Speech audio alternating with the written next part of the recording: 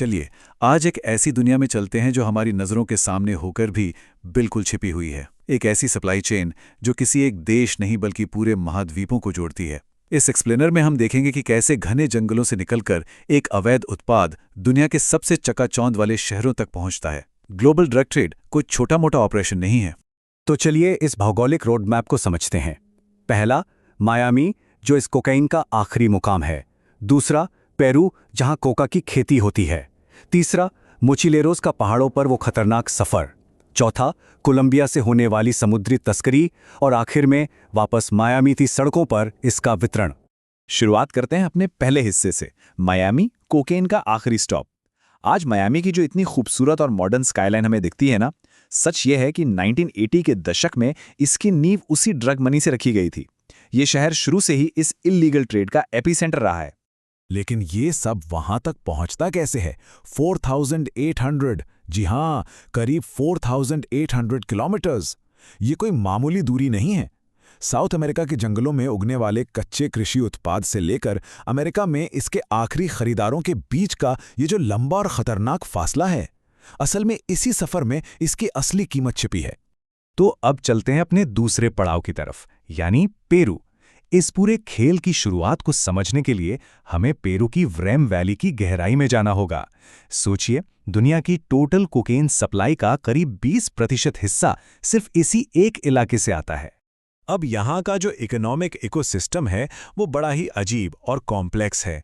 Peru में किसान legally Coca की पत्तियां उगाते हैं क्योंकि उनके पास रोजी रोटी का बस यही एक जरिया है। लेकिन यहाँ शाइनिंग पाथ जैसे हथियारबंद ग्रुप्स भी हैं जो सुरक्षा या रास्ता देने के नाम पर अपना हिस्सा वसूलते हैं। और सबसे चौंकाने वाली बात, इन पत्तियों का 94% हिस्सा घूम फिरकर आखिर में ड्रग ट्रैफिकर्स के हाथ में ही जाता है। ये एक ऐसी साइकिल है जहाँ किसान सिर्फ जिंदा रहने की जद्दोजहद कर रहा है। तो चलिए देखते हैं कि ये प्रोसेस असल में काम कैसे करता है। जंगल के बीचों बीच बनी इन जुगाड़ वाली लैब्स की केमिस्ट्री जहरीली होने के बावजूद हैरान कर देने वाली हद तक साधारण है। ताज़ी पत्तियों को एसिड, ब्लीच और फ्यूल के साथ मिलाया जाता है। उसके बाद एक क्लियर लिक्विड सूप निकाला जाता है जिसे जमाकर भारी पेस्ट की ईंटों में बदल दिया जाता है। और सच कहूं तो असली मुनाफे का खेल यहीं से शुरू होता है। तीसरा हिस्सा, मोचिलेरोस और उनका पहाड़ों पर खतरनाक सफर। जब ये भारी पेस्ट तैयार हो जाता है तब सबसे बड़ा चैलेंज होता है इसको वहां से बाहर निकालना। और यहीं एंट्री होती है मोचिलेरोस की। ये वो बैकपैकर्स हैं जो एंडीज के घने और खौफनाक पहाड़ों से इस भारी माल को ट्रांसपोर्ट करने का काम करते हैं। इस व्यापार का एक बहुत ही मानवीय और विचलित कर देने वाला पहलू भी है। एक 15 साल के मोचिलेरो का ये कहना था कि वो एक डेंटिस्ट बनना चाहता है ताकि लोगों को मुस्कुराते हुए देख सके। ये सुनकर बड़ा अजीब लगता है ना, कि कैसे बिल्कुल आम और मासूम सपने देखने वाले किशोर इस खतरनाक धंधे के बीच फंस जाते हैं। लेकिन इन मासूम सपनों और सच्चाई में जमीन आसमान का फर्क है। हकीकत यह है कि सुबह के 3:30 बजे 6000 फीट की ऊंचाई पर पीठ पर 30 किलो कोका पेस्ट लादकर चलना पड़ता है। और इससे भी डरावनी बात, ये किशोर रास्ते में दुश्मन गुटों और चोरों से खुद को बचाने के लिए अपने साथ राइफल्स और पाइनएप्पल्स यानी हथगोले लेकर चलते हैं। अब इस स्लाइड के बारे में सबसे इंटरेस्टिंग बात देखिए। जैसे जैसे ये प्रोडक्ट इंटरनेशनल बॉर्डर्स क्रॉस करता है ना, इसकी इकोनॉमी रॉकेट की तरह ऊपर भागती है। पेरू के जंगलों में जो कच्चा पेस्ट करीब $1000 प्रति किलो मिलता है, वही माल जब प्रोसेस होकर अमेरिका की सड़कों पर पहुंचता है तो $18 लाख के करीब हो जाता है।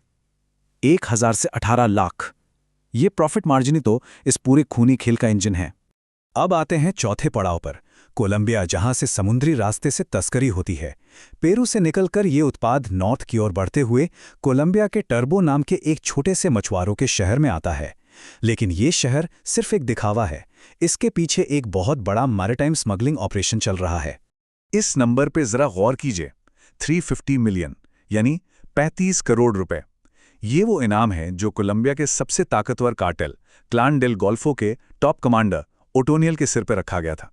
ये एक अकेला आंकड़ा काफी है ये समझाने के लिए कि इन कार्टेल्स का स्केल और इनकी ताकत किस हद तक सरकारों को चुनौती देने के स्तर तक पहुंच चुकी है।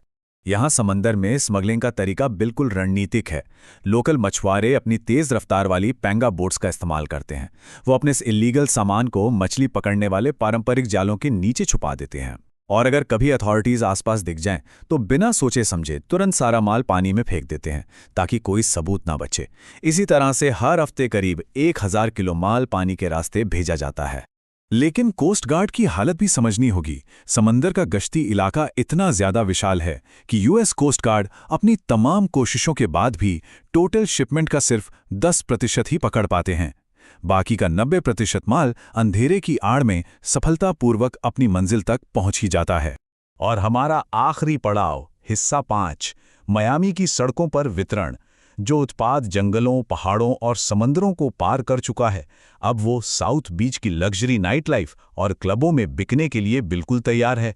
इस पूरे इकोसिस्टम को देखते हुए एक बहुत अजीब सी विडंबना नजर आती है।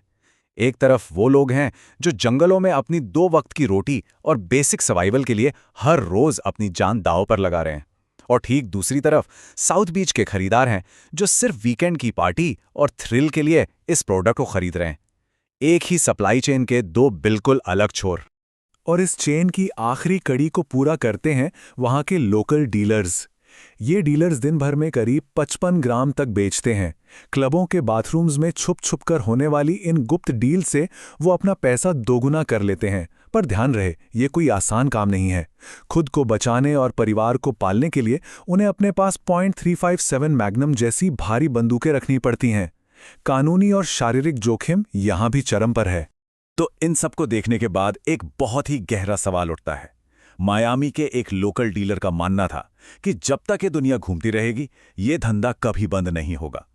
4800 किलोमीटर लंबा, खूनी और मुनाफे से भरा ये सफर देखने के बाद हम ये सोचने पर मजबूर हो जाते हैं कि क्या वाकई इस अवैध बाजार की ग्लोबल डिमांड कभी पूरी तरह से खत्म हो पाएगी।